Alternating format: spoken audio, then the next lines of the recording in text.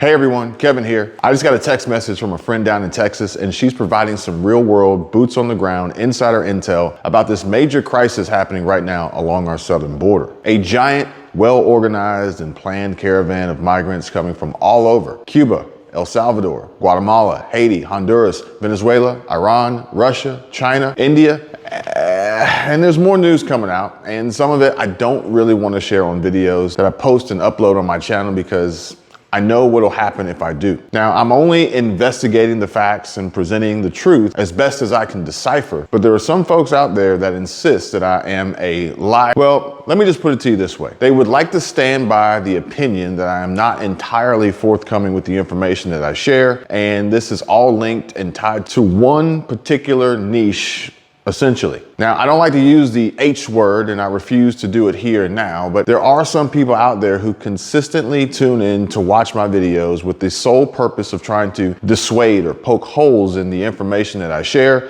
about the current president, Joe Biden. And I just think that this is absolutely insane. The false claims that the facts that I share with you all here are made up or fabricated is exactly counterintuitive to these hardly debatable allegations, since those inherently are just based on lies themselves. Look, y'all, I don't need to make up stories about JB to make him look bad or make him look worse and provide substantiating evidence that he is anything less than a terrible president. He does all of that on his own.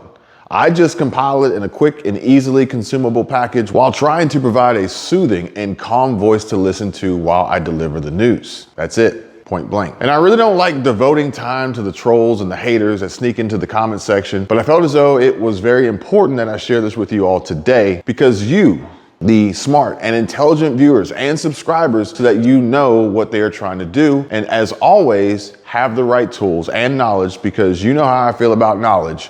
Knowledge is power. I just want everyone to be prepared and always trust but verify. We can't believe everything we hear or see on the internet, especially now more than ever. So just don't take my word for it, but please trust and feel safe and confident in knowing that I have your best interest at top of mind and always at heart. Thank you all for your continued support. Hit the like button if you agree with what I have said, and to show YouTube that we won't let these newly activated sleeper cells infiltrate our community. We're gonna do all we can to stay ready, get prepared, and keep our families safe while there is still life in our bodies. It's our God-given right. Truth, justice, and the patriot way. I love you all very much, and I really appreciate you spending the time here with me and liking and sharing these videos. I try my very best to provide you with valuable information and helpful and intelligent thoughts to motivate you all to be your very best and have all the necessary tools to fight back against all forms of terror and enemies, foreign and domestic, physical or artificial now too. We have to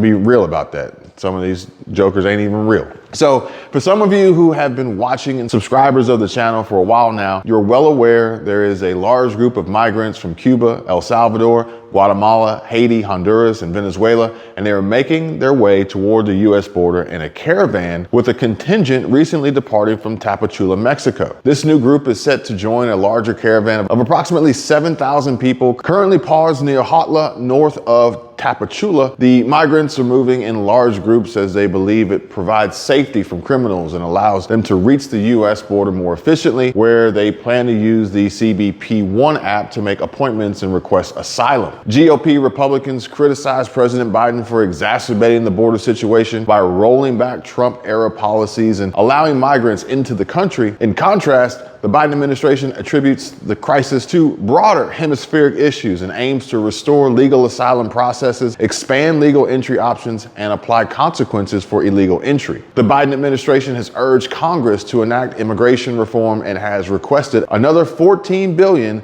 of taxpayer dollars for border management, including expedited removal processes, additional personnel, and the establishment of safe mobility offices to support legal pathways in communities hosting migrants. However, with the likely threat of a looming government shutdown, my friends in Texas are very worried and concerned. They fear the worst may happen. So you see, Border town officials are concerned that a potential U.S. government shutdown could weaken border security and disrupt the processing of migrants. The mayor of Laredo, Texas, Victor Trevino, anticipates a catastrophic situation that could lead to declaring a state of emergency due to the potential impact on border towns, which are already facing challenges from a recent surge in migration and criminal activities. And the impasse fueling the fire for a government shutdown stems from disagreements within Congress, particularly among House Republicans over spending levels and policy provisions tied to border security and budgets for providing stimulus and other military aid to support Israel's war in Gaza. Now, some Republicans are insistent on including stringent border security measures in the spending bill, but such conditions are unlikely to pass in the Democratic-controlled Senate.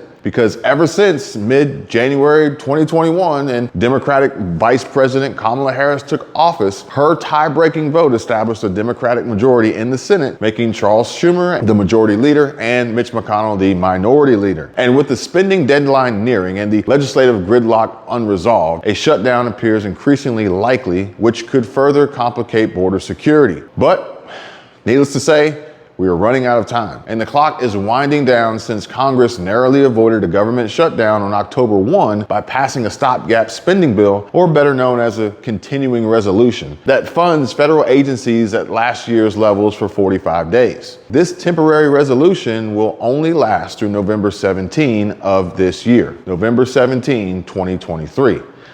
That's just about a week away, folks. And the fear is that border agents might have to work without pay or face furloughs, and certain counter-drone authorities could expire. While law enforcement employees are generally exempt from shutdowns and would likely continue working, possibly going without paychecks until a new budget has been approved before eventually receiving retroactive pay once a shutdown ends, these Border Patrol agents would be no better off than the poor Bank of America customers who received a disturbing warning message on Friday that continues to delay and impact their paychecks and direct deposits due to an ACH automated clearinghouse human error glitch. And based on past historical events, the impact on border security during previous shutdowns was still huge, likely to experience maintenance delays and border security vulnerabilities during this next shutdown. Local border town officials, such as the Texas Mayor Trevino, are particularly worried about the capacity to process migrants and the increased risk of illegal activities if security is compromised due to a shutdown, and rightfully so, especially after the Biden administration and FBI Director Christopher Wray warned of increased terror attacks on Americans on U.S. soil, with the entry point for these evil threats against America and Christians in general are essentially slipping into the country at our southern border.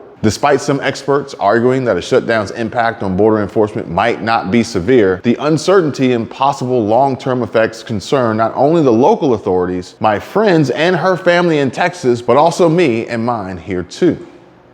And now I know that this is not what anybody wants to hear right now about how we may not only be going to war, but the start of World War III, while at the same time experiencing higher threat levels imposed on us all by our own government due to poor policy led by the current administration at our southern border. I don't want any of this information to scare you or alarm you, but I do want you to be aware so nobody's blindsided by the changes our governments are constantly working on to further ruin our lives. I hope you don't take these videos as fear-mongering or anything like that. I just want to keep you all in the know, because you guys know how I feel about knowledge, and knowledge is power. If you appreciate these valuable updates with loads of helpful information, please just hit the like button to tell YouTube that you're satisfied with my content and you want to see more of my videos and have them sent to more viewers so that they too can be well informed and obtain the knowledge that they need to have in order to get ready and be prepared. Subscribe to the channel. It just takes a second. If you want to join, there's a link below for that too. Thank you all so much for your continued support and helpful comments and overall daily motivational push to help me keep going, to do the research and uncover the truth to bring to you each and every day. We are in this fight together, and together we can make sure we come out the other end of this as the survivalists that we are. And also,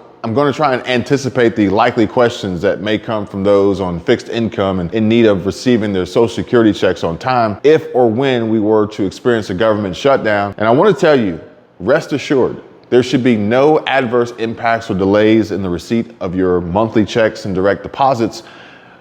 With that being said, if the banks experience another ACH transfer problem, then that would be an entirely different story. So Please be aware. And watch the video I uploaded earlier about the likely changes coming to Social Security, retirement, and Medicare thanks to new initiatives and a push for reform and cuts at the hands of the newly elected House Speaker Mike Johnson. You all take care and be safe. Be kind to one another. I'll see you guys on the next one. Thanks for watching. This is Kevin 247.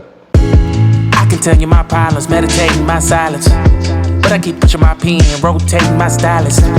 Brokenness feeling like sin, now no breath, low dollar.